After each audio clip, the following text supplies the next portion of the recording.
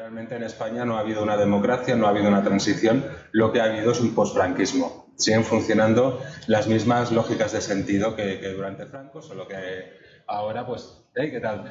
Ahora se les... Sí, es un amigo... Nacho es un amigo valenciano que viene también a escucharnos. Gracias. Bienvenido. Y bueno, digamos de que esta gente, Jordi Pujol y tal, pues tenía una red corrupta muy tesa, ¿no? El otro partido de izquierdas es Esquerra Republicana de Cataluña, que vendría a ser un perfil socialdemócrata.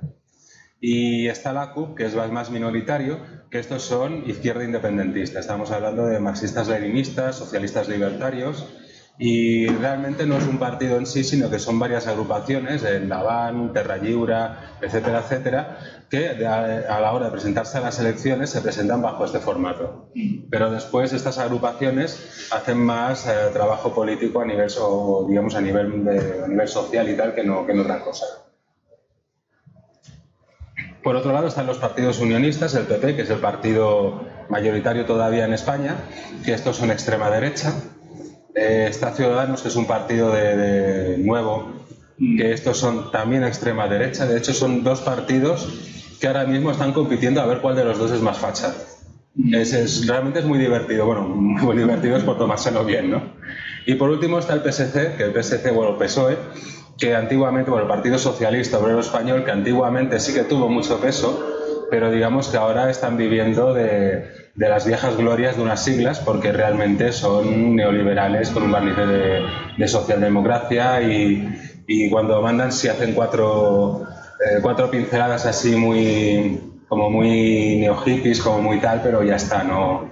Realmente son los partidos que decimos que están con el IBEX 35. El IBEX 35 viene a ser para que se sitúen las 35 mayores empresas que hay en España, que realmente ahí es el centro de poder y hay una connivencia entre ese grupo de empresas, que muchas son transnacionales, estos tres partidos políticos, a veces con Convergencia también.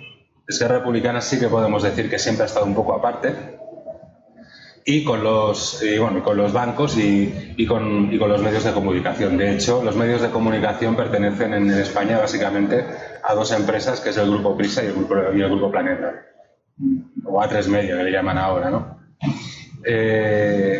Después queda un partido suelto, que es, era Iniciativa, era la antigua Izquierda Unida, que ahora se ha unido con Podemos, que es otro grupo de izquierdas que salió del 15M, pero que realmente a la hora de la verdad han sido un bluff. O sea, se presentaron como la representación política de todo el movimiento del 15M. El 15M fue en el 15 de mayo del 2011. Salió la gente a acampar a la calle para protestar por la crisis, y representa que este partido recogió todas esas luchas. Por ejemplo, la alcaldesa de Barcelona, Ada Colau, era antiguamente la presidenta de la APA, de la plataforma de afectados por la hipoteca, que se dedicaban a parar desahucios y tal, pero que ahora, ya no se dedicará, digamos, siguen habiendo desahucios en Barcelona, siendo ella alcaldesa, ¿eh? O sea que no... Y su posición delante de lo que está pasando en Cataluña es más bien tibia. Ellos quieren ser como la tercera vía, como neutrales, y ya sabemos que eso de la neutralidad acaba favoreciendo siempre a quien maneja el poder. O sea, básicamente esto es la situación política en Cataluña, ¿no? Bueno, sí, en Cataluña y casi en España, ¿no? En España obviamente es que Republicana y la CUP no existen, están en el Parlamento porque digamos entran porque digamos desde Cataluña sí que pueden, o sea, como digamos el Parlamento español hay representantes de cada provincia según la cantidad del censo, y entonces por las 4 provincias de Barcelona siempre entra un partido independentista, ¿no? Igual que del País Vasco entra un partido independentista de ellos, ¿no? Pues bien. Sí, déjalo por acá, sí. ¿Echas azúcar? No, gracias. Pues esta es un poquito la situación política, ¿no? La situación social es otra. La situación social, bueno, Cataluña, hay que entender un poquito históricamente también. Cataluña siempre ha sido un territorio diferente al resto del Estado. O sea, hemos mantenido un idioma propio. Bueno, de hecho, España, cuando se forma lo que hoy conocemos como España, realmente es una formación medieval. Después, bueno, ciertos españolistas se montan un metarrelato de que ellos vienen del tiempo de los visigodos y tal. Falso, o sea, sabemos que en el 711 hay una expansión musulmana y, digamos, los restos del reino visigodo que quedan, sobre todo en el norte de España, van formando sus reinos, Galicia, Asturias, el país, bueno, lo que sería el País Vasco, Navarra, Aragón, los condados catalanes. Y, digamos, durante 800 años, lo que es la Edad Media, mientras van, digamos, invadiendo, porque después de 800 años no se puede hablar de reconquista si lo estamos hablando de invasión, pues acabaron formando diversos reinos que los reyes católicos momentáneamente unieron.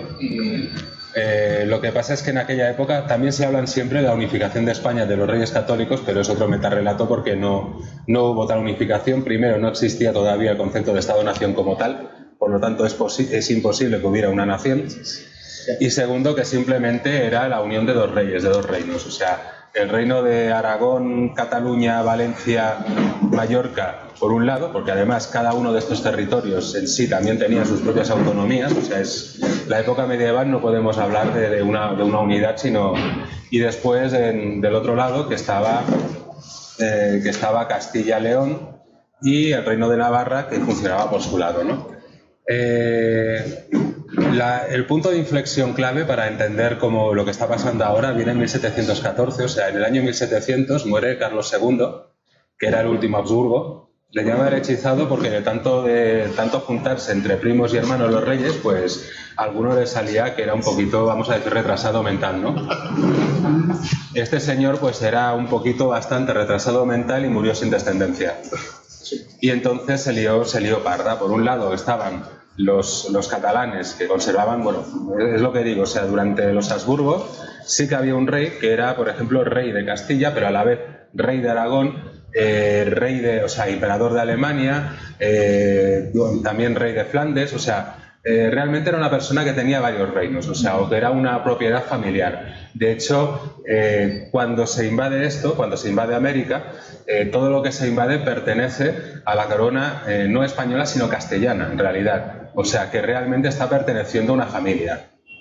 Lo que pasa es que después de 1700 hay una lucha por el poder. Por un lado, los catalanes pedían que siguieran los Habsburgos con el archiduque Carlos, y por otro lado, los castellanos querían que estuviese Felipe V de Borbón, que era sobrino nieto de Luis XIV. Para hacer, bueno, si más o menos sitúan la historia de Europa, Luis XIV es de los primeros reyes que están, digamos, en ese impasse de crear un Estado-nación, de decir, bueno, todo el Estado tiene que estar unificado bajo una cultura, bajo tal, ¿no?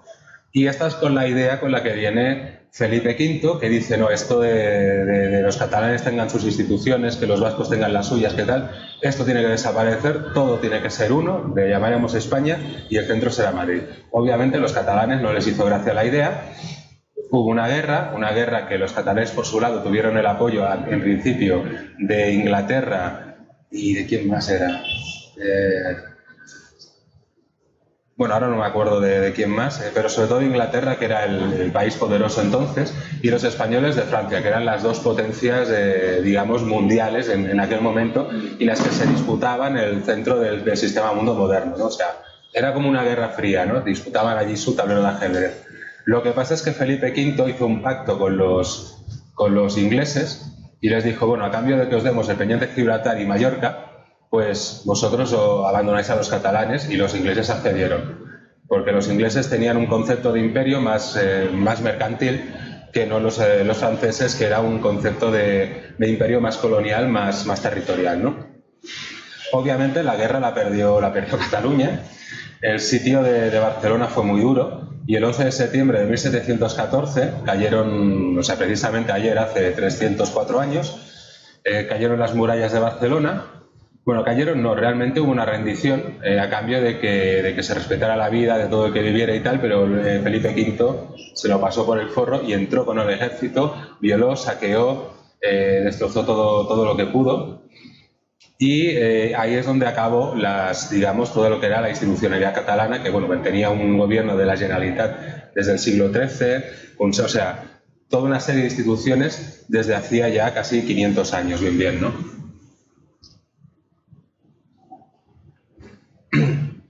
ese es un punto que en Cataluña siempre ha pesado mucho y siempre se ha tenido una memoria de ese hecho, ¿no? Ya, bueno, saltando al siglo XX, que digamos, durante el siglo XIX, todo el catalán, de hecho, bueno, Felipe V, hay que decir, prohibió el uso del catalán, como igual las reformas borbónicas aquí prohibieron el uso de las lenguas indígenas. O sea, eso viene de... Los borbones son así, prohíben todo. Durante el siglo XIX estuvo bastante oprimido, pero a principios del siglo XX hay un proceso cultural que llamamos la Renaixença, que es que, según que burgueses benestantes, empezaron a reivindicar también el catalán como lengua nacional de Cataluña, ¿no? O sea, empezamos a ver los primeros procesos nacionalistas en Cataluña, ¿no?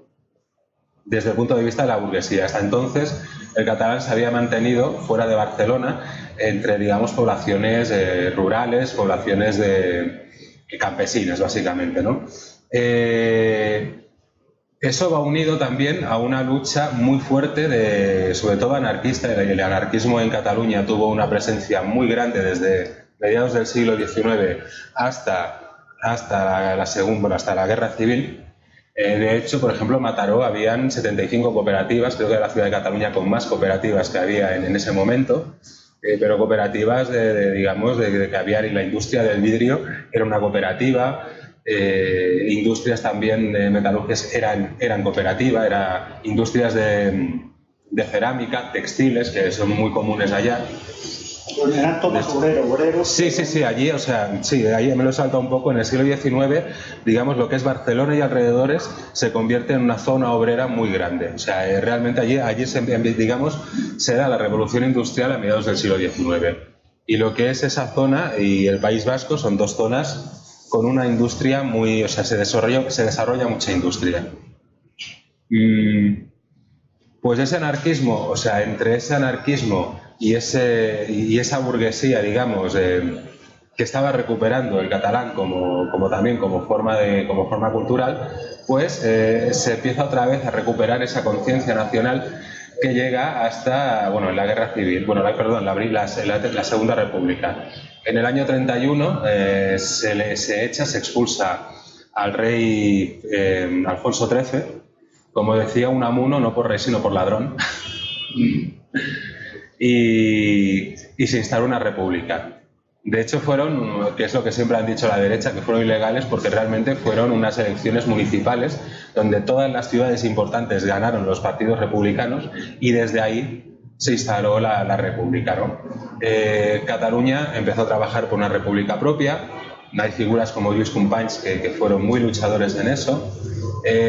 Y ahí sí que empezamos a ver también lo que es ese rechazo de Madrid también, todo y que hubiera gente de izquierdas, veía muy mal ese proceso de separación de Cataluña con España. O sea, aquí hay que tener en cuenta que en España, tanto la izquierda como la derecha, lo que os comentaba antes de Podemos, el señor Pablo Iglesias ha llegado a decir que los catalanes son culpables de haber despertado el fascismo en España. Es decir, hombre, eso para algo que alguien que queremos hacer una república y tú que te presentas como republicano, como para acabar con el régimen del 78, para acabar con todo este posfranquismo e instalar una república en España, la verdad es que es bastante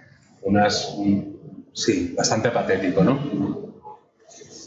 Con la Guerra Civil, pues obviamente todas las aspiraciones se acaban. De hecho, Lluís Companys me parece que es el único presidente elegido democráticamente en Europa que ha sido fusilado. Y ahí, bueno, no solo en Cataluña, sino en toda España, un exterminio. O sea, de hecho, todavía se calcula que hay 140.000, 150.000 desaparecidos de esa época, de la Guerra Civil y la primera época franquista. 150.000 personas denunciadas. Cuidado, denunciadas, ¿eh? Después de Camboya, somos el país del mundo con más desaparecidos todavía en... Somos españoles en mucho también. Sí. Y cuando llega la transición, el discurso es perdonar y olvidar, como si aquí no hubiera pasado nada. Que esto fue necesario para que las viejas dinámicas o las dinámicas que instauró Franco, que fueron dinámicas clientelares. De hecho, las grandes fortunas de hoy en día que se forjaron durante la dictadura se forjaron a base de robar a los legítimos propietarios tierras porque eran republicanos y entregárselas a los amigos de Franco. Y esa dinámica continúa de diferente manera. Ahora, digamos, el dinero público, para hacer obras públicas, se les da a empresas amigas. O sea, la dinámica sigue siendo la misma, con las formas cambiadas. En Cataluña, ¿qué pasa a partir de esta transición, ¿no? Sí que hay en un primer momento, en el 77, la primera diada, el primer 11 de septiembre, como una manifestación de 1 millón de personas, que en su tiempo fue bastante fuerte. Veíamos a partidos como el PSOE, que defendían la autodeterminación, el derecho de la autodeterminación en Cataluña, y muy importante, en la Constitución que se hace, no se reconoce, se dice España es una, pero hay una ley de abril del 79, eso lo tendría que mirar porque es que ha sido muy rápido todo y no he podido mirar, pero sí que hay un decreto ley en el que habla de que, en el caso, de que es posible, o que la ley posibilita, en el caso que se quiera, hacer referéndums por autodeterminación en las regiones de España, ¿no? No solo Cataluña tiene su cuestión diferencial, su idioma, su historia propia, sino también el País Vasco y Galicia, y en un principio se ideó la cuestión de las comunidades autónomas para estas regiones y eventualmente para Andalucía. Andalucía es el sur de España y para mí ha sido el territorio más colonizado dentro de ese país, porque, digamos, España sigue funcionando como si fuera una colonia. Madrid, el centro, sigue siendo el centro de su imperio, y el resto de regiones, por ejemplo, lo que pasa en Andalucía es que de allí se sacan un montón de recursos de todo tipo, y estamos delante de una de las regiones más pobres de toda Europa. Se hace esta idea de las comunidades autónomas, pero entonces el resto de gente también dijo queremos hacer nuestras comunidades, y se hace esta especie de sistema de comunidades autónomas, que son 17 en total, donde el País Vasco y Navarra sí que tienen un foro económico especial en el que, digamos, ellos, antes de dar el dinero a Madrid, porque, digamos, la idea es, Madrid recoge el dinero de todas estas comunidades, lo reparte y después lo redistribuye, excepto estas otras dos comunidades que os he comentado, que primero ellos cogen el dinero, lo distribuyen entre lo que ellos creen que es necesario para su comunidad, y lo que sobra, siempre, digamos, un poquito pactado con el Estado, se lo dan al Estado. Esto se propuso a Cataluña, pero el señor Jordi Pujol, de que os hablaba antes, dijo que no. Y esto es algo que ha ido recayendo, porque hoy en día el déficit entre lo que Cataluña da al resto de España y España, o Madrid más bien, nos devuelve, es deficitario para Cataluña este último curso de unos 13.000 millones de euros. 13.000 millones de euros. Y reconocido por Mariano Rajoy, porque tuvo que reconocerlo porque se dio los papeles y dijo, sí, es verdad, son 13.000 millones. Pero suelen ser esa cantidad, entre 10.000 y 15.000 cada año. Pues bien, delante de todo esto, y aparte de que hay otro hecho fundamental para entender lo que está pasando, que es que sobre todo desde Madrid, siempre ha sido muy reacio a reconocer que España era un país multicultural o un país plurinacional, ¿no? Que habían diferentes idiomas, el gallego, el vasco, el catalán, el valenciano. Y eso, y además muchas veces de muy malas maneras. O sea, realmente hemos sido, desde Cataluña siempre hemos considerado que en ese sentido hemos sido muy maltratados, ¿no? Siempre decíamos, bueno, si hay un español delante, no habléis catalán, por favor, por respeto, decir, oye, perdona, estamos en nuestra tierra. O, por ejemplo, recientemente casos como en Gandía, en Valencia, que han habido gente madrileña que ha ido allí a veranear y se ha quejado de que es que aquí nos hablan valenciano. Digo, hombre, es que estás en Valencia, ¿sabes? Esta idea desde Madrid. Después también es verdad que hay mucha gente en España que esto sí que lo entiende y está a otro nivel, pero digamos de que las élites siempre han tenido esta dinámica más de extrema derecha, ¿no? Y, digamos, delante de todo esto, delante sobre todo de esta diferenciación o esta diferencia en la cuestión de los recursos, A partir de 2004-2006 aproximadamente, se inicia la idea de hacer un nuevo estatuto. O sea, en el año 78 se hizo un estatuto para Cataluña y entonces en esa época se decide reformar el estatuto y lo que se pide es que se reconozca a Cataluña como una nación. Simplemente un reconocimiento de nación. O sea, no estamos hablando que se instaure una república ni que se instaure algo separado, sino un reconocimiento. En un principio, entonces mandaba Zapatero, era el PSOE. El PSOE estaba de acuerdo a priori en ello, o al menos la sección de Zapatero, la sección de PSOE de Zapatero sí, pero mucha otra gente del PSOE empezó a ser muy reacio también a esa idea de reconocer a Cataluña como una nación. Lo vieron muy peligroso, ¿no? Igualmente el estatuto tiró para adelante, se hizo una votación en el año 2006, o sea, un referéndum para aprobar el estatuto, pasó por el Senado, se recortó mucho, llegó al Constitucional y aquí es donde hubo el problema. Por su parte, el PP, el partido, digamos, de derechas, heredero claramente de Franco o creado por los ministros de Franco, hizo una recogida de firmas por toda España y instó al Tribunal Constitucional a ilegalizar ese estatuto que al final se ilegalizó. O sea, un estatuto que pasó por el Senado, pasó por todas las instituciones políticas, fue votado, fue rechazado por un tribunal que es eminentemente político. O sea, la separación de poderes en España es una farsa. No existe. No existe. O sea, el Tribunal Constitucional creo que son 9 u 11, son 11, ¿no? Creo.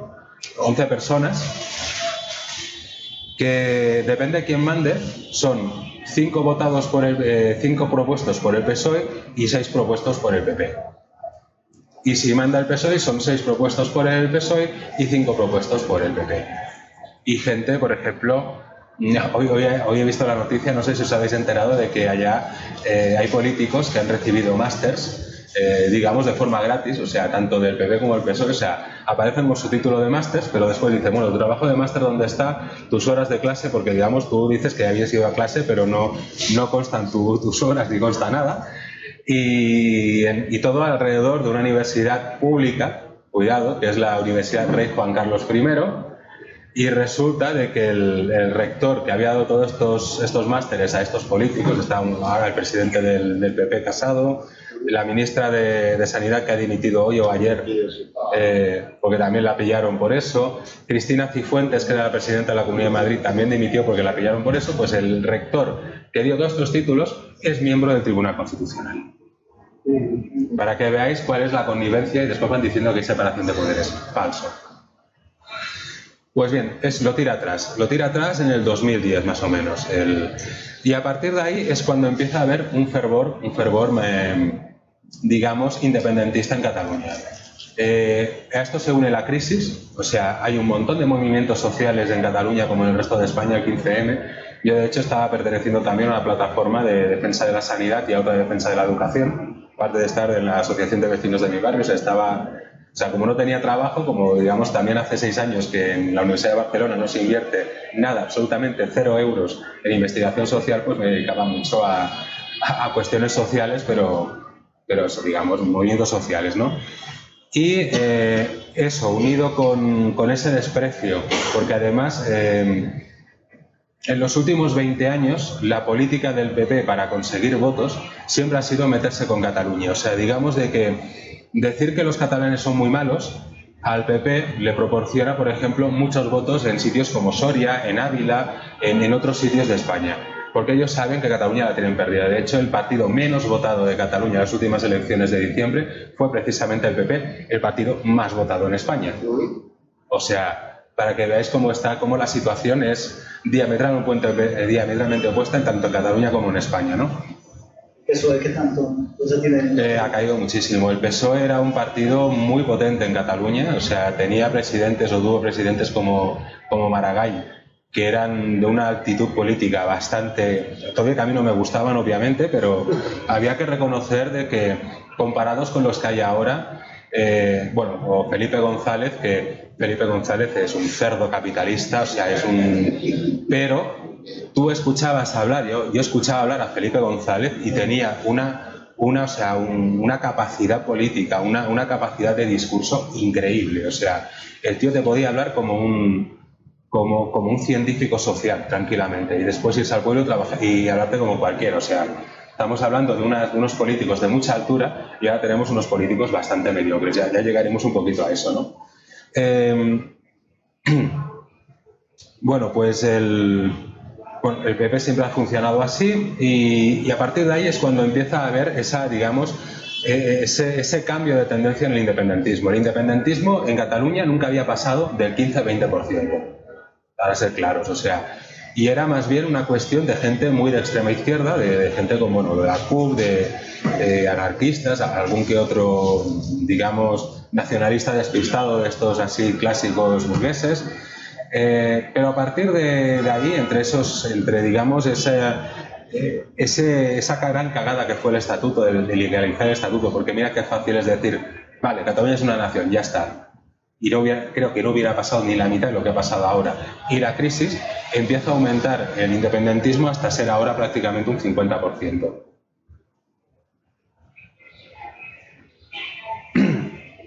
Que empiezan a haber manifestaciones como la del 2012 de la Diada, que aplegan un total de 2 millones de personas, más grande que la foto que os he pasado. O sea, imaginad lo que es un país de 7,5 millones de personas, que 2 millones de personas bajen a Barcelona a manifestarse. También hay que decir que Cataluña es relativamente pequeña. De Girona, que es la otra capital de provincia, a Barcelona, en tren tardas hora y media. O sea, no son grandes distancias, ¿no?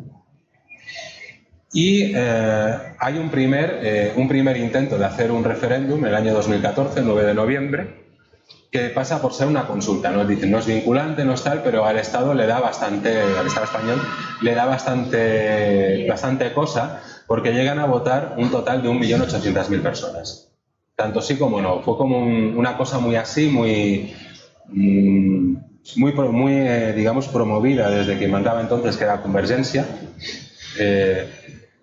Y bueno, ya fue un primer punto como un primer pulso con el Estado para decir si queremos, nosotros queremos votar, queremos tener un referéndum de autodeterminación, porque si no nos dais el estatuto, queremos decidir nuestro futuro. Como ya no solo nuestra relación con el Estado, nuestra relación con el Estado español, incluyendo la posibilidad de que no hubiera relación en absoluto, o sea, la independencia. A medida que pasa el tiempo, Esquerra Republicana el independentismo va creciendo, Esquerra Republicana va creciendo, la CUP va creciendo y llegamos a las elecciones del 2015, donde, hay una mayoría parlamentaria de partidos independentistas. Por un lado se juntaron, hicieron un frente común, Convergencia, lo que es el PDeCAT y Esquerra Republicana, o sea, los liberales y los socialdemócratas. La CUP se mantuvo aparte porque mantuvo su esencia socialista, de verdad, pero socialista de verdad, no como el PSOE. Y tras mucho debatir con la CUP, porque necesitaban los votos de la CUP, al final sí que accedieron, siempre, con la condición de que la hoja de ruta fuera un referéndum para la autodeterminación de Cataluña. Durante la legislación entonces era el presidente de Puigdemont, la legislación de Puigdemont se pidió al Estado hasta en 18 ocasiones que hubiera un referéndum pactado, cosa que el Estado español nunca accedió hasta que llegamos a julio del año pasado, que unilateralmente Puigdemont, lo que es el gobierno de Cataluña, decidió hacer un referéndum unilateral, sin necesidad del Estado. Y aquí es cuando ya se lía todo. Paralelamente a todo esto, hay que decir de que, por un lado, tenemos asociaciones civiles como es Òmnium Cultural. Òmnium Cultural es una asociación de índole cultural, sobre todo para editar libros en catalán, que funcionaba desde el franquismo.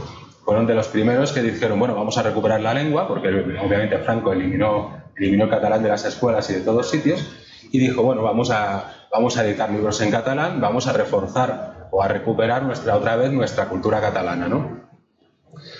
También hay otro grupo que es la ANC. La ANC es Asamblea Nacional Catalana, que es un grupo, digamos, de índole social, que en principio fue muy abierto a todo el mundo, pero hoy en día está más capitalizado por gente cercana a los partidos de PDeCAT y Esquerra Republicana. Y ya posteriormente sí que se formó los CDR, los comités ya en esta época precisamente, a partir de septiembre del año pasado, los CDRs, que en principio eran comités de defensa del referéndum, que estos sí que somos más gente más del ámbito de cercanos a la CUP o gente que estábamos en grupos anarquistas o marxistas-leninistas, más bien ese perfil, ¿no? Estas tres son las asociaciones civiles que ahora mismo siguen en Cataluña trabajando desde fuera de la política por la independencia. Pues el día 20 de septiembre, o sea, lo primero que decide el gobierno es, para que la Generalitat no pueda pagar un referéndum, es intervenir la economía de Cataluña. Si Cataluña o la Generalitat, que es el gobierno departamental, por decirlo de alguna manera, tenía su autonomía económica, por ejemplo, dependía directamente de la Generalitat, depende directamente de sanidad y educación, y el 20 de septiembre el Estado español interviene en la economía. O sea, por ejemplo, ahora explicaré lo que son, ya lo voy explicando así porque si no va a ser muy largo, pero una de las acusaciones que se le hace al gobierno de Puigdemont es de malversación de fondos, de haber utilizado fondos públicos para pagar un referéndum que ellos son, ilegal. Claro, no puede haber malversación si eso ocurre el 1 de octubre y desde el 20 de septiembre las finanzas de la Generalitat están intervenidas por el Estado. No puede haber, o sea, es que es físicamente imposible, ¿no? Pues bien, el 20 de septiembre la Policía Nacional y la Guardia Civil entran en la delegación de Economía del gobierno de Catalán. Hay una gran manifestación, o sea, espontánea delante, y aparecen los dos líderes de Òmnium Cultural y ANC a pedir, o sea, se suben a un coche de la policía o de la Guardia Civil a pedir la disolución, son los que pactan con los guardias civiles y los policías, a pedir la disolución de la manifestación. Automáticamente en los medios de comunicación aparece que estas dos personas estaban instigando y que fueron los instigadores de esta rebelión, y estos dos señores son detenidos y metidos en la cárcel de forma provisional en espera de juicio desde hace ya un año. Estos son los dos primeros presos políticos, y tened en cuenta que yo el 5 de septiembre, o sea, en mi barrio en Rocafonda, vinieron estos dos, yo tuve unas charlas con ellos también porque, venían a explicar cómo montaría el referéndum, y una de las cosas que le dije también, porque en mi barrio, en Rocafonda, en Mataró, es un barrio con mucha inmigración, y yo les dije, si se va a hacer un referéndum, vamos a ser serios, ni lo va a reconocer el Estado, ni lo va a reconocer Europa, porque ellos estaban en ese momento, sí que había por parte de estos grupos y sobre todo de los políticos, como esta idea un poco, como decimos nosotros, ir con el lirio en la mano, o sea, ser muy inocentes, de que si hacemos el referéndum nos iba a reconocer Europa. Y haceros la idea, no lo harán, ni de coña, o sea, tiene que pasar mucho más tiempo.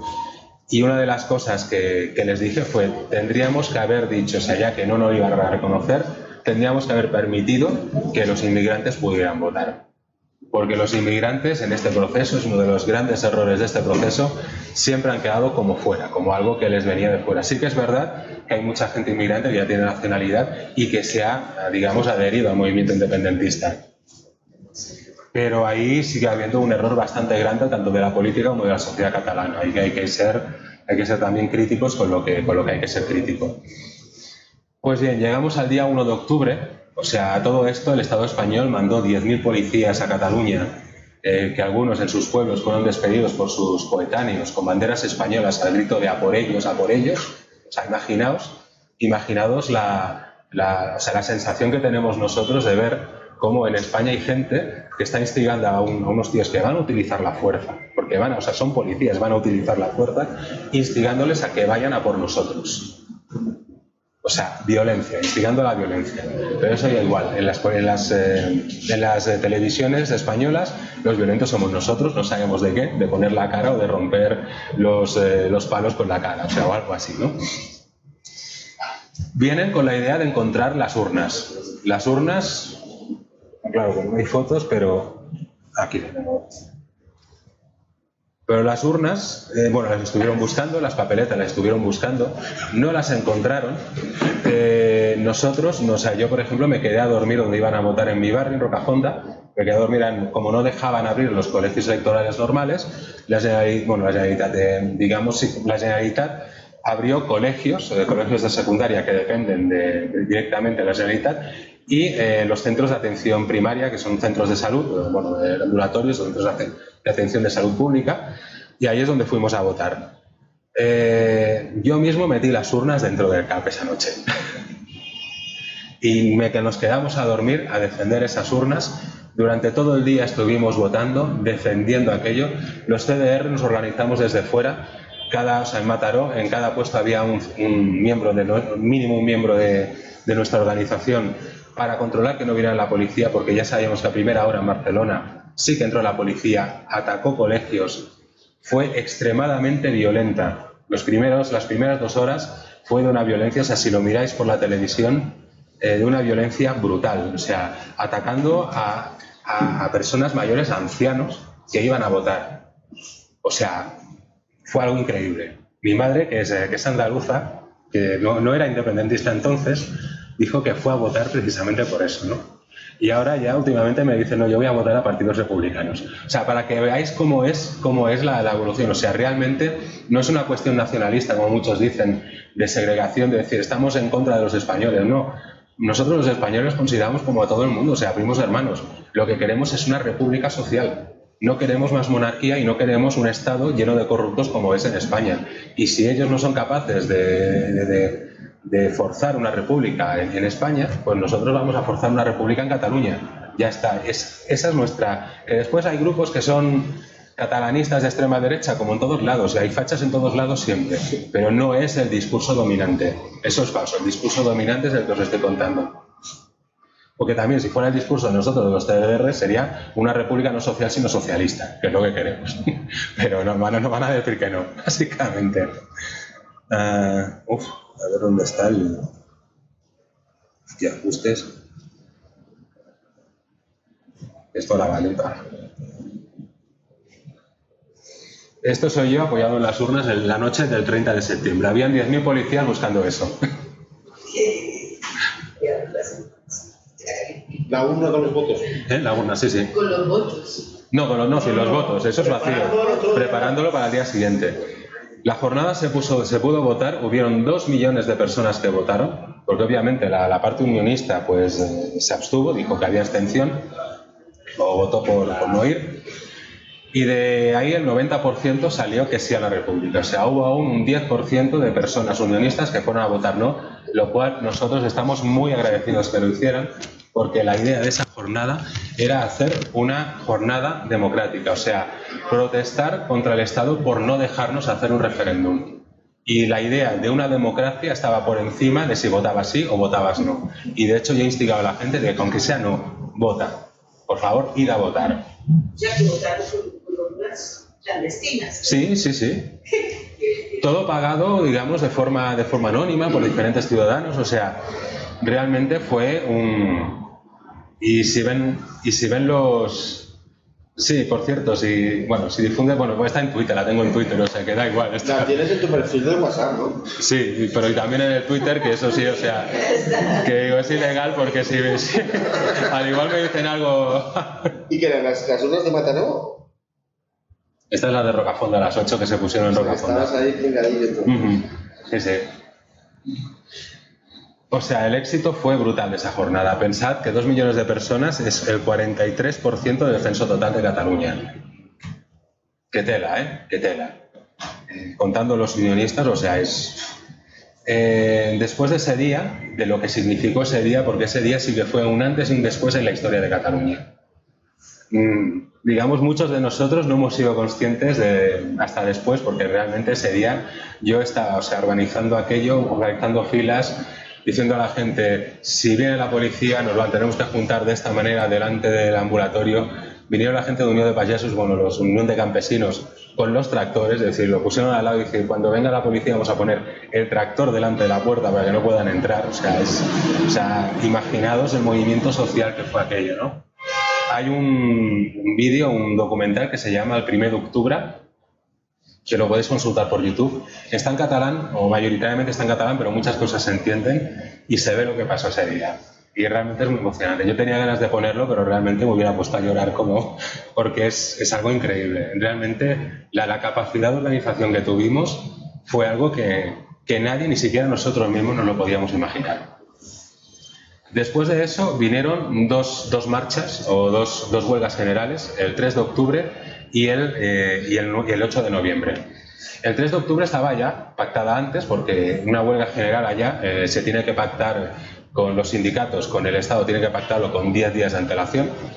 Y ya en vista de que dice, aquí va a pasar algo gordo, sabíamos que el día 1 de octubre iba a pasar algo muy gordo y que íbamos a necesitar después salir a la calle a manifestarnos, se pactó eso y el 3 de octubre salimos a la calle. Fueron una huelga general con diferentes manifestaciones locales, no hubo una, bueno, pues quizás en Barcelona sí que fue más general, pero fue más de ámbito local, donde en Mataró se dio Mataró, una ciudad de 120.000 habitantes, hubo una manifestación de 10.000 personas.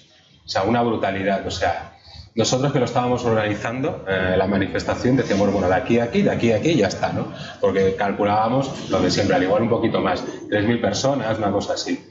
Claro, o sea, yo me acuerdo con Andreu, un compañero, que me dice, Marc, ¿cómo se para una mani de 10.000 personas? Digo, no tengo ni puta idea. O sea, es algo que realmente nos sobrepasó. Y el 3 de noviembre y el 9 de noviembre igual, allí ya nos atrevimos a más, cortamos el tren, cortamos las comunicaciones por carretera. Es una huelga general, vamos a comportarnos como una huelga general.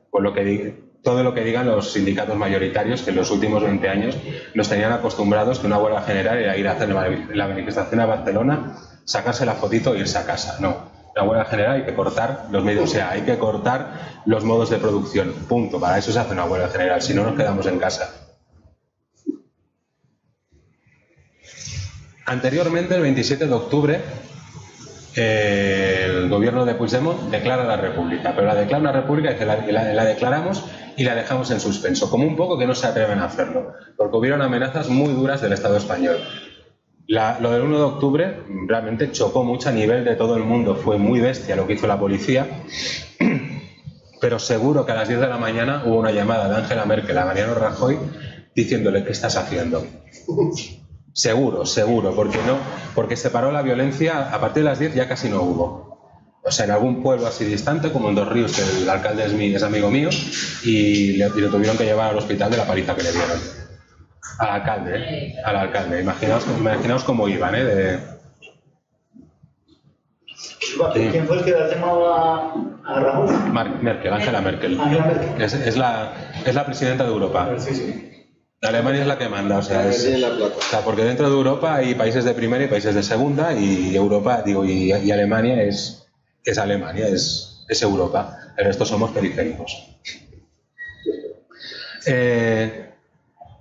A partir de que se hizo esa declaración así como en falso, porque no se atrevieron a tal, el Estado español decide activar un artículo de la Constitución, que es el artículo 155, que prevé la suspensión de la autonomía en caso grave. Consideraron que era un caso grave, pero pensad que es un artículo que jamás se había legislado, era la primera vez que se aplicara, y la legislación que se hizo sobre la marcha. Y era básicamente intervenir la policía, cualquier funcionario público, y eso entraba no solo la policía y los funcionarios que pueden estar en las administraciones, sino también sanidad, educación, en fin, todo, perdían automáticamente todos derechos como derechos a reunirse, derecho a huelga, todos estos derechos lo perdían. También decían de intervenir los medios de comunicación, no se atrevieron. Pero bueno, disolvieron el gobierno de la Generalitat y convocaron elecciones para el 21 de diciembre. También yo creo que movido por Angela Merkel, porque dijo, no, tú no puedes entrar acá y acabar la legislatura hasta hace 2 años manejando Cataluña como te dé la gana. Porque, repito, sin Cataluña, con la estructura que tiene de financiación España, sin Cataluña no se mantiene. Y es un tipo de financiación, bueno, la otra comunidad que es Valencia, está bastante, también es deficitaria hacia Valencia, pero hay una gran diferencia con respecto a Cataluña, y el resto son comunidades que se les aporta más de lo que dan. O sea, realmente la desigualdad en ese sentido en España es muy grande, y eso está fomentado por una élite política clientelista y una élite económica también clientelista. O sea, es el gran problema de que el Parlamento español sigue funcionando como las Cortes castellanas del siglo XV, exactamente igual. Y mientras no cambien esa forma de funcionar, seguirá pasando eso.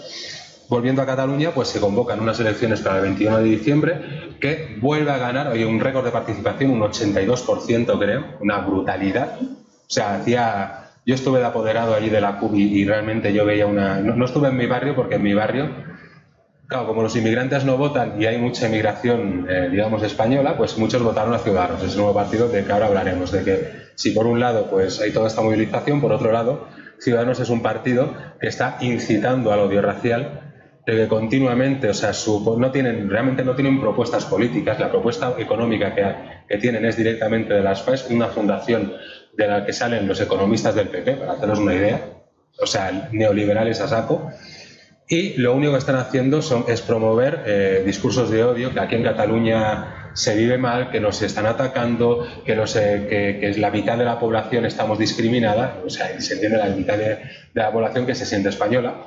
Pero eso sí, curiosamente, la líder de Ciudadanos, que su partido fue el más votado en las elecciones, o sea, consiguió 36 escaños, Esquerra 33 y PDeCAT, que es la antigua Convergencia, 32. O sea, todo muy cercano, pero claro, los dos partidos independentistas juntos pues superaban de mucho a los partidos unionistas. Bueno, no tanto, pero superaban a los unionistas, ¿no? Pues esta señora en 2006 llegó a Barcelona de Cádiz, aprendió catalán muy bien y se metió en Ciudadanos cuando empezó a funcionar y fijaos, en 10 años, para ser tan racistas con la gente de fuera, esta señora en 10 años consiguió ser la líder de la oposición y pudo haber sido presidenta de Cataluña. Así, las Arrimadas, Inés Arrimadas, para que veáis lo racistas que somos. O sea, no sé si en otros sitios pasa eso, pero en Cataluña no tenemos ningún... Y además es que tuvimos un presidente Montilla, un presidente de la Generalitat, que era cordobés. O sea, que era del sur de España. O sea, en eso nunca hemos tenido problemas por ese tipo de cuestiones. Es una ciudad bastante cosmopolita. Sí, claro, por eso. No, pero habría que decir que es producto de la migración andaluza. Claro, andaluza y las migraciones posteriores. O sea, y las migraciones posteriores a partir de los 90 de África, de América Latina. O sea, toda la parte obrera, sí, hay muchos. Sí. Tú mismo hay muchísimos, que sí. proviene de Andalucía. Sí. Son pero igualmente, un porcentaje grande de la claro, población. Pero igualmente mucha de esa población también es independentista, porque es que, digamos, llegaron a Cataluña huyendo del caciquismo que había en Andalucía y allá tuvieron una oportunidad para poder hacerse su vida, o sea, para poder vivir dignamente. O sea, tampoco estamos hablando de hacerse ricos, simplemente vivir con dignidad, tener una casa, poder ir al cine los domingos y que sus hijos pudieran ir a la universidad, que por ejemplo es lo que hacíamos en casa. Una vida digna, cosa que desde la crisis del 2008 no se puede hacer tampoco. Ya os digo que esto de la crisis va muy unido, ¿no? Pues bien, se ganan estas elecciones, hay un 48% de voto a favor del unionismo o un 42% de voto a favor 48% a favor del independentismo, 42% a favor del unionismo y después queda ese 8% que son los de Unidos Podemos o Podemos en Común, este partido que os he comentado antes de Pablo Iglesias, que están ahí, que son republicanos, ellos sí que son republicanos, pero que no acaban de ver el hecho de... sí, pero bueno, que es esa cuestión flotante, incluso dentro del partido, digo porque además yo pertenecía a ese partido, hay gente que es independentista. O sea, es un poco flotante. ¿Él? Monedero lo respaldó. No, Monedero estuvo en contra del referéndum, abiertamente en contra. Incluso fue a Cataluña a hacer propaganda en contra y decir de que quienes se apuntaban al referéndum estaban apoyando a la derecha catalana. O sea, fue ese discurso que no tiene ni pies ni cabeza, porque realmente lo que os estoy contando es un movimiento social. O sea, ningún partido político es capaz de movilizar 1 millón de personas o 1,5 millones de personas como pasó ayer. Ningún partido. La gente se moviliza por movimientos sociales, por sí mismo. No hay más. Pues bien, el problema desde entonces, desde las elecciones hasta ahora, es que pasaron casi 3 meses antes de constituirse gobierno, porque, aparte de todo esto, durante la aplicación del 155, algunos políticos tuvieron que huir de Cataluña y otros fueron también recluidos en la cárcel de forma preventiva, donde todavía están. Fueron detenidos, de hecho, de los 16 de los 15, ahora son 15, el gobierno, o sea, lo que son el gobierno catalán, los 15, solo uno, que fue el que dijo, yo no tengo nada que ver con esto, me voy, el cobarde, el Judas de turno, Santi Villa, el resto o están en el exilio o están en la cárcel. Desde el exilio se ha hecho muy bien la cosa, porque desde España el desbarajuste jurídico ha sido brutal. Quisieron decir, bueno, desde siempre el discurso fue, bueno, se ha cometido una ilegalidad, esto se hace, o digamos, la idea es hacerlo jurídicamente, que sean los jueces los que dictaminen, pero claro, son jueces puestos a dedos por los partidos políticos. O sea, volvemos a esta nula separación de poderes. Y cogieron un juez, un tal Llanera, que el tío es catalán, pero es ultra del PP, o sea, es un fascista, hablando claro, que lo que ha hecho es una persecución. O sea, hay muchos juristas que están diciendo que ha retorcido de una forma las leyes que no tienen ni ton ni son. O sea, está hablando de rebelión, de acusar de rebelión, cuando en ningún momento ha habido violencia. O la única violencia que ha habido han sido de las fuerzas del Estado español hacia los catalanes. Habla de malversación cuando, lo que os he explicado, o sea, el propio ministro Montoro, que era el ministro de Economía, de Hacienda del PP, dijo, es que no puede haber malversación porque era yo quien manejaba las finanzas el día 1 de octubre. O sea, me estás diciendo que he sido yo que he malversado, ¿no? O sea, fijaos que el desbarajuste de esta persona, pues empezó a mandar órdenes de, ¿cómo se llama?, de extradición a los diferentes países europeos, a Bélgica, a Alemania. De hecho, a Puigdemont lo detuvieron en Alemania, pasó como un tiempo, unos días en la cárcel, primero por el primer delito. Vamos a ver si es posible la extradición. Claro, eso fue pintado como una gran victoria de la democracia alemana en España, en los medios españoles, y cuando saltan los jueces alemanes y dices, aquí no vemos delito de rebelión, ninguno, porque para que haya rebelión hace falta violencia, por lo tanto lo dejamos en la calle, que se quede en Alemania, no puede salir de Alemania hasta que veamos si había delito de malversación. Los medios de comunicación cambiaron radicalmente, incluso hubieron periodistas de extrema derecha que pidieron poner bombas en los pubs alemanes. O sea, una cosa que si lo llegamos a decir a alguien de izquierdas, nos meten como los raperos esto. Hay dos raperos, que es el Ibaltonic, que están siendo perseguidos. Bueno, uno está en Bélgica viviendo porque le han caído 2 y 3 años a cada uno de cárcel por las letras de sus canciones. Estamos a ese nivel, ¿eh? O sea, hay una ley mordaza que según lo que digas puedes ir a la cárcel, porque ahora mismo cualquier cosa que digas contra el Estado es un delito de odio. Pero brutal, ¿eh? Brutal. O sea, una cosa que hasta a mí, o sea, el alcalde de Mataró incluso ha dicho de mí que yo le he amenazado de muerte, pero bueno, o sea, son unas cosas, unos desbarajustes tremendos. De hecho, ahora mismo, o sea, acabando la parte judicial, el juez Llanera ha sido demandado por la justicia belga por prevaricación. Es decir, por haber utilizado las leyes a su beneficio. Con lo cual, la imagen, tanto jurídica como política de España, se está cayendo a pedazos a nivel europeo.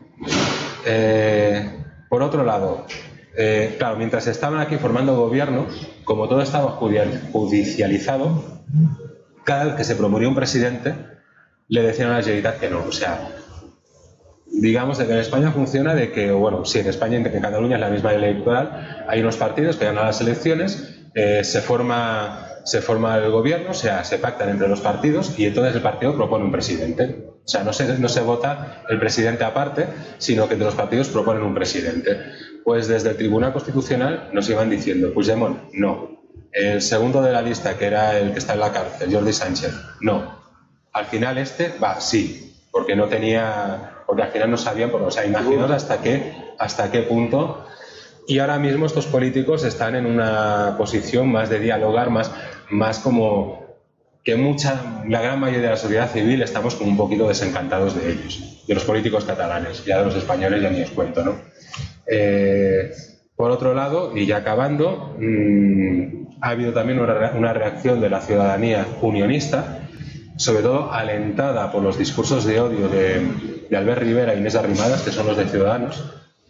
Incluso se ha pillado más de un tuit de políticos de Ciudadanos diciendo, vamos a seguir provocando porque algún día algún catalán se le escapará una hostia o se le escapará algo, o sea, nos están incitando a la violencia continuamente. Hay una política, bueno, un movimiento social que es poner lazos amarillos en contra de los presos políticos, para que liberen a los presos políticos. y hay escamotes, ¿cómo se dicen? Piquetes, sí, piquetes no es piquetes, es más sindical, sino, bueno, escamotes como pelotones de esta gente unionista, que son muchos, son de grupos de extrema derecha fascista, o sea, estamos hablando de neonazis. Cuando digo extrema derecha fascista no es, en este caso es neonazis directamente, como hay muchos movimientos en Europa ahora mismo, que van con cúteres, con la cara tapada, o sea, el cúter es como una navaja, a quitar estos lazos. Y han habido amenazas, han habido agresiones, o sea, están actuando como paramilitares, no como acá, pero de una forma más light. Y este discurso... Sí, más light porque no matan de momento. Exacto.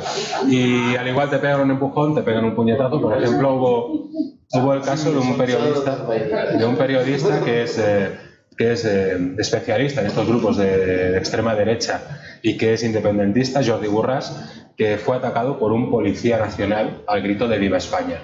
O sea, un policía nacional de paisano, que además pertenecía a estos grupos de extrema derecha. Porque además, cuando lo atacaron, mucha gente rodeó a esta persona, porque no sabían quién era, y el tío sacó la placa diciendo: soy policía nacional, para poder huir. O sea, imaginaos cómo está la cosa. En esta situación, bueno, ya pasó la diada, otro 1,5 millones de personas en la calle. Estamos a escasos días del 1 de octubre, del aniversario del 1 de octubre, que habrá movilizaciones para entonces. Yo no las conozco porque sé que esto lo están moviendo los CDR, pero sí, pero siempre se organiza algo así, para cada año siempre se organiza algo así. Y si vamos 1 millón de personas, 1,5 millones, 2 millones de personas, sí. Y sé que los CDRs están organizando cosas, lo que pasa es que yo no lo sé porque obviamente no me lo van a contar por WhatsApp, que es de lógica, ¿no? Porque ahí ya nos estamos moviendo en esas lógicas. De hecho, el grupo de WhatsApp del CDR de Mataró se llama Arroz con Cosas. O sea, no se llama CDR Mataró. El CDR de Medellín, que lo he montado, sí que se llama así, porque nos da igual, pero allá no podemos ir con esa cara descubierta, ¿no? Y ahora mismo es esa situación, de que hay una situación que desde Ciudadanos se intenta crispar a la sociedad civil. Realmente la lucha es muy pacífica. Y ayer, por ejemplo, también hubo una contramanifestación de Ciudadanos en la Plaza del Rey de Barcelona, donde me parece que si juntaron 200 o 300 personas fue lo más. Contra lo que habéis visto, imaginaos un grupito de 200 personas. Esa es la contramanifestación unionista al día de la diada. Y básicamente, así rápidamente, es lo que está pasando en Cataluña, que queremos nuestra independencia porque ya, al menos por lo que a mí respecta, ya os hablo como independentista de izquierdas, desde el día 1 de octubre se acabó cualquier posibilidad de hablar. Y para mí personalmente, porque además hoy ha salido la noticia de que ha llegado a un acuerdo el gobierno de Cataluña con el nuevo gobierno del PSOE, porque al final hicieron una moción de censura a Rajoy porque los casos de corrupción se los estaban comiendo, pero para mí también, que fue Merkel que llamó y dijo: tenéis que hacer esto, porque este tipo no es, o sea, la imagen de este tipo de Rajoy es que es un impresentable.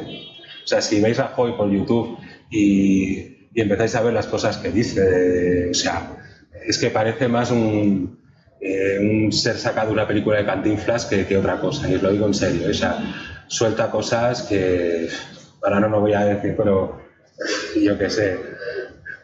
O sea, bueno, es que hay que... El tipo pero es un títere que ya se ha retirado la vía política y tal. Sí. Y Pedro Sánchez tiene una imagen más moderna, más digamos, es esa imagen más de presidente típico europeo, políticamente correcto, de los que dicen: sí, vamos a hacer diálogo, pero después cuando se sientan, no, pero dialogamos de lo que podemos hablar, de la independencia no podemos hablar. Y claro, yo para mí, y hoy en los grupos de WhatsApp lo estaba diciendo, decir: oye, una persona, o sea, un presidente que ayer tiene una manifestación de 1,5 millones de personas en la calle, o sea, es ese músculo social tan grande, y al día siguiente pides que se inicien unos parlamentos sin ningún tipo de condición, y sobre todo sin haber pedido que antes de hablar se liberen los presos políticos, que eso es lo primero que se tendría que hacer. No sabemos cómo irá esto, pero nos prevemos un octubre bastante movido y en el que ya la población civil de Cataluña empieza a estar un poco harta de este gobierno un poquito tibio, nuevo que tenemos, Estamos de acuerdo, tienen miedo de que los metan en la cárcel, pero entonces no te metas, dimite. Ya... O que no quieren, y como muchos han dicho, dicen, no, es que no queremos que la población de Cataluña sufra. Perdona, yo ya soy mayorcito y yo si he de poner la cara para defender la democracia y mi república, yo la voy a poner. Y seremos 200.000 en Cataluña que la vayamos a poner. Ya lo he decidido yo, no hace falta que un político lo decida por mí. Claro, esto desde el punto de vista del independentista de izquierda, ¿no? Habrá otros que serán mucho más tibios en esto. Pero básicamente lo que os he contado, la cuestión de este referéndum, la cuestión de este movimiento que es democrático, radical, pacifista, pero firme en querer una república social, eso sí que es compartido por el 48% o quizás mucho más de la población catalana ya. Pues ya está. ¿Mitad y mitad? Es mitad y mitad, pero...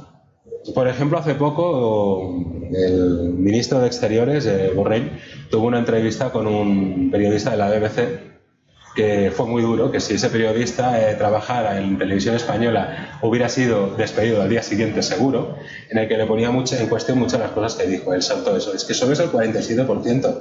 Y el periodista le dice, bueno, pues si es el 47% solo, haced un referéndum legal, pactado, porque vais a ganar, ¿no?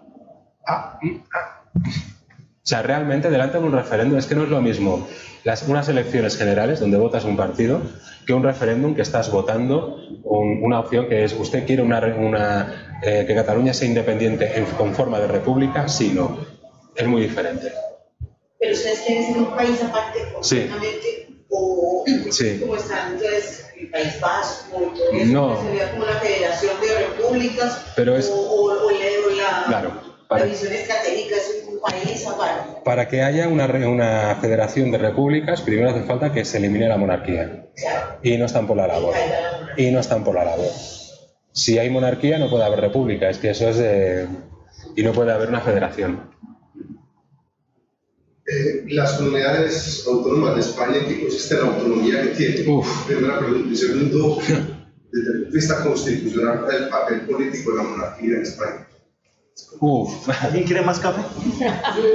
Vale, las comunidades autónomas, eso fue como un invento que, por ejemplo, mucha gente en Europa todavía le recriminan a España diciendo, oye, ¿esto qué es? O sea, porque parecía como una cosa muy revolucionaria en el año 78, porque en el año 78 el problema que había es que había mucho fascismo, o sea, sobre todo claro, acaba de morir Franco. Claro, la unidad de España, esa idea de unidad de España era como inquebrantable porque era la política franquista de la Falange española. Su ideología la podemos denominar nacionalcatolicismo. Y claro, decir ahora que íbamos a hacer una república con diferentes estados era como muy fuerte, ¿no? Así que se inventaron esto, que es que cada comunidad autónoma, o cada ciudad como aquí el departamento, tenía ciertas competencias. Mayoritariamente son competencias en sanidad y en educación. Competencias en Hacienda únicamente tienen el País Vasco y Navarra porque tuvieron ese pacto foral en el momento del inicio. Pero ninguna otra tiene digamos, esa capacidad de administrar su propia hacienda. O sea, lo que se recauda en impuestos no lo recauda la Generalitat, sino lo recauda directamente el Estado español, y lo que se recauda en Cataluña va a Madrid, lo mismo que lo que se recauda en Asturias, en Galicia, en Valencia, en Mallorca, a Madrid, y después se redistribuye como... O sea, es totalmente centralizado. Centralizado. Teniendo estas competencias, y después, claro, las competencias discutidas, porque educación, siempre que llega la materia de historia, dice, no, vosotros tenéis que explicar en Cataluña que España es una. Incluso el ministro de Educación, Wert, llegó a decir, el anterior, del PP, llegó a decir en el Parlamento que es que los alumnos catalanes tenían que ser españolizados. O sea, ellos no se dan cuenta, son ciegos ante su propio españolismo colonialista e imperialista, pero ciegos absolutamente. Eso por un lado, realmente es como una especie de farsa, es como, porque además comparten las comunidades autónomas con otra institución que son las delegaciones gubernamentales. Delegaciones de gobierno. Sí, delegación de gobierno, que cada provincia tiene una, ¿no? La delegación de Barcelona, de Valencia, de Castellón, de Tarragona. Con lo cual realmente hay una duplicidad de cargos, de estructuras, digamos. Realmente es una cosa que fue muy por... y sí, se les elige cada 4 años a los presidentes, bueno, a los gobiernos de las comunidades, pero básicamente es eso. Y el papel constitucional del rey, el rey es el jefe de Estado. El rey es el jefe de Estado. El rey es el jefe de Estado. O sea, lo que aquí escogéis, aquí en una misma persona es jefe de Estado y presidente de gobierno, allá no. El jefe de Estado es el rey. Fue el rey Juan Carlos porque Franco lo designó como jefe de Estado y ahora es Felipe VI porque su padre lo designó como jefe de Estado. O sea, no podemos elegir al jefe de Estado. La competencia es representativa.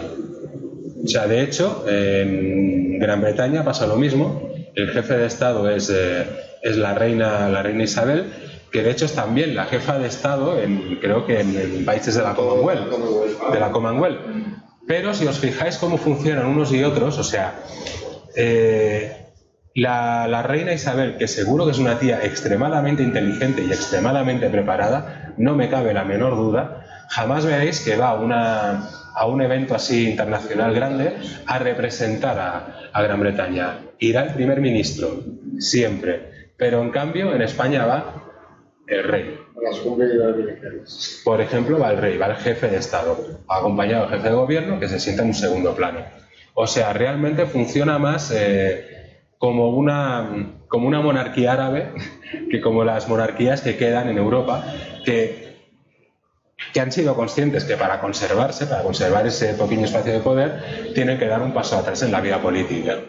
En España no, es una figura que es la representación del Estado. Con el agravante de que el rey Juan Carlos, porque bueno, y el hijo también seguramente, pero no se le ha podido, que el rey Juan Carlos, que llegó a España en el año 75 con una mano delante y otra detrás, porque realmente cuando echaron a su abuelo, Alfonso XIII, pues iban mendigando asilo, estaba en Estoril, en Portugal. Digamos, una familia noble los acogió para decir, bueno, vive en mi casa, ya te pago yo todo, mientras en España se soluciona todo. O sea, realmente diría con una persona que en 40 años que ha sido jefe de Estado tenía una asignación anual de 8 o 9 millones de euros para sus gastos, independientemente de si, por ejemplo, si iba a un país a hacer una conferencia, el viaje y todo lo pagaba el Ministerio de Defensa, porque también el rey es el cargo de jefe de todos los ejércitos. También tiene eso, ¿no? O sea, que la cuestión militar también está ahí, ¿no? Y es el comandante en jefe. El primer ministro es administrativo nada más. Sí, pero en ese sentido, tanto Juan Carlos como Felipe, si toman decisiones políticas, no la hacen ellos directamente, sino que la hacen, como ahora están saliendo muchas memorias de la época de la transición, las hacían bajo mano. O sea, no era el presidente no es él el que salía a decir, ahora vamos a hacer esto, como si fuera un dictador, sino que dejaba que fuera el presidente de turno o el delegado de turno, y él se mantenía en segundo plano, pero siendo uno de los que mandaban, obviamente, ¿no? Pues bueno, la fortuna, o sea, con ese sueldo ha conseguido una fortuna de 1,8, o sea, 1.800 millones de euros. Que eso, calculando a 9 millones por año, son 225 años. ¿Cómo ha conseguido esa fortuna? Pues como funciona España. Y este señor es muy amigo de, por ejemplo, de la monarquía saudí, famosa por financiar grupos como ISIS y Estado Islámico y estas cosas. Y España es el tercer país que vende armas a Arabia Saudí. Claro, después, el pasado 17 de agosto, que hubo bastante apoyo en Barcelona porque se conmemoraba un año del atentado yihadista, fue el rey y hubo mucha gente que protestó porque le decía, oye, tú vienes aquí a llorar por las víctimas, pero le estás vendiendo armas a quienes han atentado contra esta gente, ¿no? Allá en ese sentido sí que lo somos tenemos muy claro eso, ¿no? Entonces, sí, por rey, porque realmente esa figura de la monarquía es totalmente desfasada, pero le pasa como al bisabuelo en este caso, ¿no? Más por ladrón que por rey.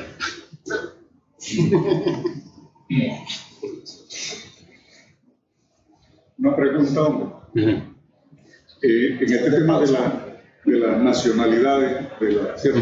Comienza a decir que España no se ha dado cuenta de que es un Estado plurinacional o multinacional, ¿cierto? Bueno, no es un Estado, es una sociedad donde viven varias naciones, de hecho, pero no es un Estado, es el Estado-nación. Estado-nación, pero... que pretende ser unificar, ¿cierto? La historia, la religión, la lengua, todo, una sola nación. Pero la identidad de las naciones se construye también culturalmente. Exacto, sí. Yo quisiera preguntarte cuáles son los rasgos distintivos de ser catalán. En lo cultural. Bueno, ¿cierto? No, porque yo es que en ese sentido... muy bien en la parte... A Serrat. Pues mira, este ha sido de los traidores. Este ha sido de los que después de todo el 1 de octubre, de los tibios. Sí. No, pero desde que dejó de cantar en catalán. Bueno, yo primero, o sea, como antropólogo te diré que la cultura, o sea, el concepto cultura es de los conceptos más prostituidos que hay en ciencias sociales. O sea, realmente hablar de una cultura catalana es muy peligroso, porque estamos entonces entrando en unos discursos muy del nacionalismo clásico, tipo el Volkshuis de Herder, de Fichte, toda esta gente, ¿no? Ese nacionalismo rollo Heidegger o rollo más de que hay un espíritu alemán que se incrustaba en cada uno de los alemanes y claro, los judíos tenían que ser exterminados porque no eran alemanes, ¿no? O sea, no nos gusta, o sea, y sobre todo porque Cataluña ha sido un país de acogida de mucha gente, o sea, ya te digo, mis padres son andaluces, o sea, y yo soy independentista y yo me considero catalán. Jamás me consideré andaluz, porque las veces que he ido digo, muy bonita tierra, pero yo aquí no se me ha perdido nada. Es más, si se me pierde sería con los del Sindicato Andaluz de Trabajadores, que esta gente también es un grupo un sindicato de extrema izquierda que se dedica a ocupar territorios de los terratenientes, que los tienen improductivos, para ellos sembrar. Con lo cual, con esto sí que me iría. Pero claro, es tan... Y además que no es de ahora, viene también de que en los años 30 también hubo una migración muy fuerte de gente de Murcia y de gente de Aragón. Realmente pensad que Barcelona en 1890 tenía 200.000 personas más o menos, y bueno, a mediados del siglo XIX, unas 200.000, y cuando empieza la revolución industrial allá, ahora mismo tiene 1,5 millones y no puede tener más porque físicamente no puede crecer más, no puede crecer a lo alto, o sea, físicamente ya ha ocupado todo el territorio, o sea, de 200.000 a 1,5 millones no se consigue, digamos, por crecimiento vegetativo. O sea, tienes voy a ser políticamente incorrecto. Tienes que follar mucho para conseguir eso. Y no estamos por la labor tampoco. O sea, que es un pueblo que ha cogido mucha migración, donde se ha respetado las diferentes... lo que sí nos une, tenemos un idioma propio. Eso sí, tenemos una historia diferenciada, como os he ido explicando, ya desde la Edad Media. Para mí una de las cosas importantes para entender la diferencia entre España y Cataluña es que en la Edad Media, cuando se inicia ese proceso de conquista contra los árabes, en Cataluña son condados, o sea, realmente es una cuestión muy lenta, muy poco a poco, realmente son condados pequeños, o sea, allá jamás ha habido un terrateniente, porque no ha habido nunca posibilidad, siempre han sido un campesino, o un pequeño campesino o medio campesino. Pero un terrateniente, como después hay en Andalucía, en las zonas del sur de España, donde grandes extensiones de territorio quedan en muy pocas manos. O sea, la mitad de Andalucía pertenece a 10 familias. Es muy bestia eso. Por el tema de las herencias y tal. Sí. La Casa de Alba es, o sea, el condado ¿son condes o duquesa de Alba? Duquesa de Alba es sí. Pero ahora estaba pensando porque conde, no, y antes, porque el conde, el duque y el marqués es de la marca de la zona fronteriza, que es el nuevo rico, bueno, en fin. También esta formación de la nobleza también tiene su su esto, ¿no? Claro, esas extensiones, o sea, esos terratenientes en Cataluña no los ha habido, y en España sí, de ahí que digamos el poder quede en manos de muy poca gente, porque los modos de producción quedan en muy pocas manos. Y en Cataluña siempre se tiró más al comercio, o sea, Barcelona fue siempre una ciudad artesanal, o sea, donde había mucho artesano. No podemos hablar de industria antes de mediados del siglo XIX, pero si tú bajas por el centro de Barcelona, verás que ahí está la calle de los fusters, de los carpinteros, la calle de los herreros, las escudillas eran los platos cerámicos donde comía la gente, o sea, todo por profesiones. Realmente era una ciudad muy gremial, y estamos hablando de la época de los Austrias, siglo XVI-XVII. O sea, es una forma de ser ya socioeconómica muy diferente. También, a partir del siglo XIX, claro, eso propicia que haya una industria, cosa que en muchas zonas de España, en Andalucía, por ejemplo, no hay casi industria, incluso actualmente. Eso crea una historia diferencial. O sea, no voy a hablar de rasgos culturales, porque entraríamos en los estereotipos, como quien dice que el paisa es muy berraco, el catalán es muy agarrado, ¿no? Que nosotros cogemos el dinero y no lo soltamos ni para atrás, ¿no? O cosas así. Por ejemplo, mi madre me decía que cuando ellos migraron, decían que en Cataluña ataban los perros con longaniza, ¿no? O sea, es que era riquísima, ¿no? No, mentira, lo que pasa es que realmente había había un centro, o sea, era una zona industrial, y claro, a mediados del siglo XX, la riqueza de las naciones de Europa era esa industria, la agricultura hacía tiempo que había dejado de generar riqueza, y sobre todo un sistema agrícola basado en terratenientes. No era... Y yo en este sentido estoy más el proceso que ha tenido Cataluña es más el concepto de nación que tiene Ernest Renan, ¿no? Que él dice, sí, la cultura, el idioma, todo esto es importante, que obviamente, claro, tenemos nuestros literatos y tenemos nuestros bailes propios, pero es que también bailes propios y todo esto hay en todos lados. Pero el hecho diferencial es que la nación se construye por la historicidad de la propia nación, o sea, por el propio actuar de la gente. Está muy bien el idioma, está muy bien la cultura, pero el crear una historia conjunta, que es lo que estamos haciendo ahora con este proceso en Cataluña, que es un proceso que viene de abajo de la población, es lo que nos está haciendo crecer como nación. Y ahí es donde sí que me apunto. La identidad Ahí estamos construyendo identidad desde abajo, que es uno de los miedos que tenía hacía 5 o 6 años, cuando veía que el movimiento independentista o ese protomovimiento lo quería capitalizar un tipo como Artur Mas, que era el presidente entonces de Cataluña, de Convergència, que era la mano derecha de Jordi Pujol, que era igual de corrupto que él, que era un prepotente, o sea, es como Sergio Fajardo pero en catalán, para haceros una idea. O sea, realmente una desgracia de político. Y claro, yo tenía el miedo de que utilizaba porque además el tipo sí que es nacionalista, propiamente dicho, de alta burguesía, ¿no? Puigdemont podemos decir que es pequeña burguesía. Esta es otra de las cosas que a nosotros nos ha chocado mucho cuando dices, sales a una manifestación. Yo que estaba acostumbrado a salir una detrás de otra, siempre gente de izquierdas, gente de la CUP o de movimientos anarquistas, de movimientos marxistas-leninistas, y de repente tienes al lado al presidente de Convergència, del partido de Convergència de Mataró, ahí manifestándote contigo. No, y además que es un clasista, ¿no? Y dices, Kim, jamás de la vida se me hubiera ocurrido que estaría en la misma trinchera contigo. A eso sí que dices, jamás de la vida. ¿Nacionalista? No lo es, se supone, pero es que ahí es donde estamos. Que claro, desde lo que es la izquierda, jamás vamos a aceptar un discurso nacionalista típico como lo que te estaba explicando de esa creación del espíritu nacional. Jamás de la vida lo vamos a aceptar. Ahora ha salido un grupo que me parece que es una quinta columna, que eso debe estar pagado por algún grupo de extrema derecha, que se llaman Som Catalunya, que Som Catalunya, Somos Catalunya, que reivindican un nacionalismo catalán al estilo del nacionalismo que están reivindicando Le Pen o Salvini en Italia. O sea, esta dureza de echar a los extranjeros. Lo tienen que sumar. No, estos no suman, porque incluso ayer aparecieron en la diada y se les echó. Que eso es lo que...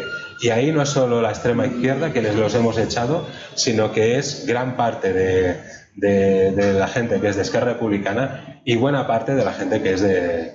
¿Estos van cascando por ahí también? No, estos no van cascando porque de seguida, en cuanto salieron, nos pusimos las manos a la cabeza y dijimos, estos no están en el movimiento independentista y si se les ocurre venir alguno a un CDR, los echamos. Lo mismo que si van a la ANC o si van a la ONU. A ONU sí que conozco gente, el presidente de Omnium de Mataró es muy amigo mío, te aseguro que Carlas, o sea, si ve a un tipo de esos ahí en su sede, es que lo coge de la pechera y lo tira por la ventana. Ya que el movimiento independentista de Cataluña es más social. Más social, no te voy a decir de izquierdas porque hay mucha gente. A ver, claro, para mí socialdemocracia no es izquierda. O sea, hay mucha socialdemocracia. O sea, si diría, ¿cuál es la ideología política mayoritaria entre los catalanes? Te diría la socialdemocracia, sin lugar a dudas. Bueno, es que hay gente de Convergencia que también dice que es socialdemocracia. La derecha, o sea, tú miras por votos y tal, y la derecha... Que es decir, no ponen en duda el capitalismo, pero quieren un capitalismo más amable y sobre todo que no vulnere los derechos sociales. Ahí sí que es verdad que la sociedad catalana es muy, en general, es muy sensible hacia la educación y hacia la sanidad. O sea, porque entendemos que son derechos humanos, o sea, desde un discurso liberal, obviamente, y por lo tanto, si son derechos humanos, no son negociables ni pueden ser producto de mercancía, o pueden serlo hasta cierto punto solo. El gobierno de Madrid es socialdemócrata.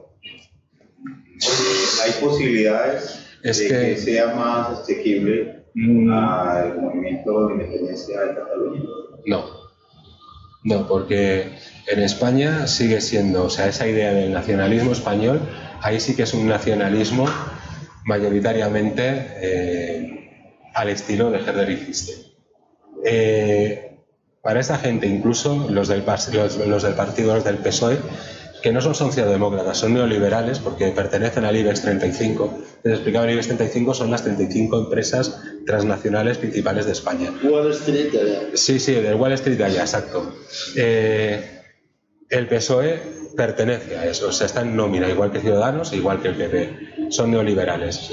Tendrán un barnicito, o sea, antes decía que el PSOE aún se aferra, o muchos militantes se aferran a unas siglas que en su momento fueron muy emblemáticas, pero hoy en día han perdido totalmente, están vaciadas de sentido. Yo no puedo decir ni siquiera que sea socialdemócrata Pedro Sánchez, o mucho que tiene un barniz, pero... Y además que dijo, bueno, que desde la oposición decía la ley Mordaza, la ley que hizo el PP para prohibir, bueno, realmente es una censura legalizada a todos los niveles. No es el nuevo código de policía que hay aquí. Sí, o sea, eso que lo han traído de allá. Una auténtica brutalidad. No se puede manifestar uno, que no puede hablar, que no puede tal. ¿Qué más? O sea, todo este tipo de leyes, la reforma laboral que hizo el PP, que es la pérdida absoluta de los derechos laborales conseguidos tras años de lucha, esto el PSOE no lo toca. No lo toca. Ha tocado un poquito ahora, que me ha parecido muy bien, que ha vuelto a dar la sanidad universal sobre todo a los inmigrantes. Que el PP había dicho, no, los inmigrantes sin papeles no tienen derecho a sanidad. Pero es que es una cuestión ya de lógica, es una cuestión de sanidad pública. O sea, son gente que sobre todo vienen de África, que muchos no están vacunados contra enfermedades como la malaria o tifus o un montón de cosas. Hostia, es que tiene que tener una atención médica. Y y además a nivel, que esto sí que lo he visto en la lucha de sanidad en la que estaba metido, que claro, que muchos inmigrantes para poder tener, o sea, si se encontraban mal, poder ir al médico, utilizaban la tarjeta sanitaria del compañero que estaba legalizado. O sea, claro, llegaban a veces, miraban el historial y le decían, oye, ¿cómo es que tienes las dos piernas? Porque la tarjeta del que venía estaba sin una pierna, ¿no? O gente que, sí, o sea, por el simple hecho de que alguien le atendiera, ¿no? O sea, eso es algo estamos hablando de 80.000 personas en toda España, que tampoco es eso lo ha tocado y eso sí, ha puesto a toda la derecha en vilo porque van a trasladar los restos de Franco del mausoleo que se construyó él con el trabajo esclavo de los prisioneros republicanos a otro sitio. y la derecha entonces empieza ese paripé entre derecha e izquierda, ¿no? Porque realmente es una lucha más estética de decir vamos a volver los restos de Franco, ¿no? Que realmente una cuestión estructural de vamos a hacer una reforma laboral donde se vuelvan a recuperar los derechos laborales propios de la izquierda. Eso del PSOE no te lo esperes. Y obviamente un referéndum pactado por la independencia tampoco. Ahora estaban recuperando la idea de volver a votar el estatuto que el Tribunal Constitucional tiró atrás en el 2010. Y es lo que digo, llegáis tarde ya a eso. Ya las cosas que han pasado, lo que hablaba de la construcción histórica de los pueblos, hemos superado eso. O sea, el 1 de octubre fue un punto de inflexión total y absoluto. Miraos el documental el 1 de octubre, con el 1 de octubre en YouTube, y aunque esté en catalán es que se entiende. Y para que veáis cómo la población civil organizó eso, o sea, es que en el campo donde estaba yo éramos 300 personas allá afuera que ya habían votado y que decíamos, estamos aquí por si viene la policía. Es que un tipo de movilización de base de ese tipo. Y claro, esto es lo que decía, te das cuenta después porque en ese momento estás tan de los nervios que... ¿Es papel de la mujer allá en la transformación? Sí, por ejemplo, la presidenta de ANC es mujer. En todos los movimientos hay bastante paridad, ¿eh? Y obviamente los CDR somos eminentemente feministas. ¿Pero ellas toman decisiones? Sí, obvio. Sí, toman decisiones. Ahí sí que a ver, tampoco te estoy hablando de una paridad 50-50, pero pongamos un 60-40 sí. Y en estos movimientos toman decisiones, sin lugar a dudas. Lo que pasa es que, sí, el presidente de Òmnium es hombre, pero por ejemplo, la ANC es mujer y los CDRs no tenemos presidentes ni tenemos nada porque somos como de base. Básicamente como grupos, como seríamos grupos anarquistas. O sea, realmente la forma de organización es muy anarquista, por asambleas locales. Las asambleas locales deciden y después hay un CDR nacional, que es un poco la unión de todas las asambleas, que a veces ahí se deciden, o se ha delegado que se decidan acciones más grandes como, por ejemplo, vamos a cortar el aeropuerto o vamos a invadir el aeropuerto, claro. Una infraestructura de ese tipo, una asamblea local es incapaz de ir a... Pero, por ejemplo, sí que tenemos directrices del rollo. Para el día 1 de octubre se han de hacer movilizaciones en cada pueblo, entonces cada CDR organiza la suya propia en el pueblo. O sea, somos más de lo próximo. Pero el momento en que tengamos que ir al puerto, al aeropuerto, cerrar las fronteras, tendremos que estar organizados para... Entonces, por eso tenemos esta delegación o medio delegación solo para esas cosas. O sea, CDR nacional no puede intervenir en las decisiones de los CDRs locales. Y al ser asambleario, decidimos todos y todas. Así que no hay... En el País Vasco, entiendo que el movimiento, en este caso el movimiento extremo... A ver, chale. ETA ya no existe. No, por eso. Quería preguntar ¿realmente una cosa se puede acabar así de la noche a la mañana? No. En su lógica, y en Cataluña no existe un movimiento como este. No. Y todo... Existió Tierra Libre, ¿eh? Tierra Libre, ¿no? Hubo Terra Lliure, Tierra Libre. Te estoy hablando de los años 70, principios de los 80, que intentó ser un grupo terrorista al estilo de ETA. Lo que pasa es que eso nunca cuajó, nunca llegó a cuajar porque, de hecho, me acuerdo que una vez atentaron, más que ir a matar a gente, ellos lo que hacían eran sabotajes, era decir, vamos a poner este botecito con metralla ahí delante de la puerta del banco para que pete y destroce la puerta. Pues una vez que hicieron eso, pasó por delante una señora mayor y le pilló la explosión y claro, la mató. Pues el tipo que puso la bomba fue entregarse a la policía. Obviamente, si ya desde el grupo terrorista estamos a esos niveles, es algo, al igual sí que por cultura, aquí sí podemos decir que en ese sentido siempre hemos sido más más pacifistas, o sea, somos firmes en otro sentido, pero no tenemos esa intención de... Todavía que a algunos sí que nos gusta mucho con las cosas que empiezan en fuego y acaban en destrucción, pero como realmente la no violencia está funcionando muy bien hasta ahora, vamos a seguir con esa práctica. O sea, nuestra idea más bien de acciones violentas, entre comillas, es, por ejemplo, llegar 100.000 personas, plantarnos delante del Palau de la Generalitat, así, y decir, de aquí no sale nadie hasta que declaréis la independencia. ¡Pum! Ya. No vamos a entrar, ni vamos a matar a nadie, ni a tirar a nadie por las ventanas, ni a poner bombas. De hecho, durante lo que os comentaba, el 20 de septiembre, cuando hubo la ocupación por parte de las fuerzas del Estado de la Consellería de Economía de la Generalitat, los guardias civiles dejaron tres carros fuera, que fueron los abollados, y después, digamos, la excusa que tuvieron para decir que Jordi, bueno, los dos Jordis, los metieran en la cárcel, es porque ellos incitaron a que destrozaran los carros. Pues bien, esos carros estaban abiertos y habían armas en su interior. Estaban provocando, y esto hay gente que lo ha dicho, hay un documental en Telesur que se llama lo tengo aquí, el relato de lo inexistente, que te dicen, habían armas dentro y estaban las puertas abiertas. Nadie cogió un arma, sabiendo que estaban allí. Porque es lo que ellos están esperando, que cojamos un arma y la liemos. Porque ahí es cuando tienen la excusa de decir, es un movimiento violento. Y que haya solo uno, la lían. Sí, dale. Porque perdón, hay unas dificultades como grandes, pues muchas en la consolidación de este proceso.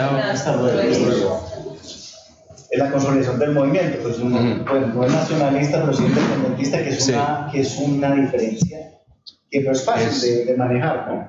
A uno mismo se le confunden los dos términos. Nosotros allá los manejamos muy bien, ¿eh? Pero bueno, desde afuera es difícil ver eso. Sí, ya lo sé, ya. Y la otra es lo que usted dice de cómo construir una historicidad, un momento histórico, donde la tradición de independentismo de los catalanes recientemente no es muy alta, apenas está creciendo. Ahora sí. Y la composición de los catalanes también tiene una porción muy alta de migrantes. Sí. Entonces, ¿cómo integrar, cómo construir ese movimiento con esas...? Precisamente porque no es nacionalista.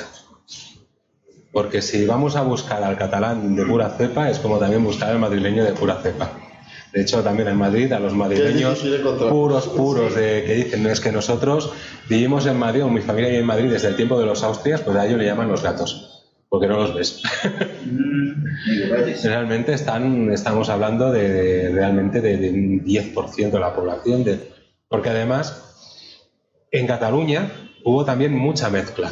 O sea, hay muchas familias que fueron mixtas, no solo familias andaluces con andaluces, sino andaluces con catalanes, catalanes con marroquíes, esto quizás más poco, pero catalanes con latinos, catalanes con o sea, realmente hay mucha mezcla. Y nosotros en ese sentido, a ver, toda sociedad, todo Estado-nación es estructuralmente racista porque vivimos en un sistema racista estructural, ¿no? Estructuralmente hablando. Pero en este sentido, allá en Cataluña siempre ha sido muy abierta para la gente de fuera. Pero contabas ahora frente al referéndum que les faltó como calcular cómo integrar más a los inmigrantes. Sí, a los inmigrantes, digamos, sin papeles, me refiero. No a los que tienen, obviamente, el que puede votar, precisamente porque iban con esta idea totalmente naif de decir, nos van a reconocer en Europa. No nos van, o sea, obviamente Europa no quiere que haya independencias en su territorio. Porque Juncker lo dijo claro, es que empieza y serán 90 al final. Sí. Porque realmente Europa, vosotros veis una serie de países, pero lo que son nacionalidades en Europa... Francia tiene sus problemas, Italia claro, los suyos. Claro, no, es que hay un montón de idiomas diferentes fuera de los... Claro, de...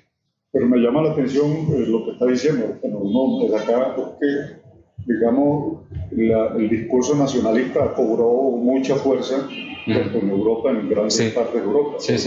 Checoslovaquia, la disolución de la Checoslovaquia, gran parte fue por el fortalecimiento de los discursos nacionales. ¿sí? Exacto.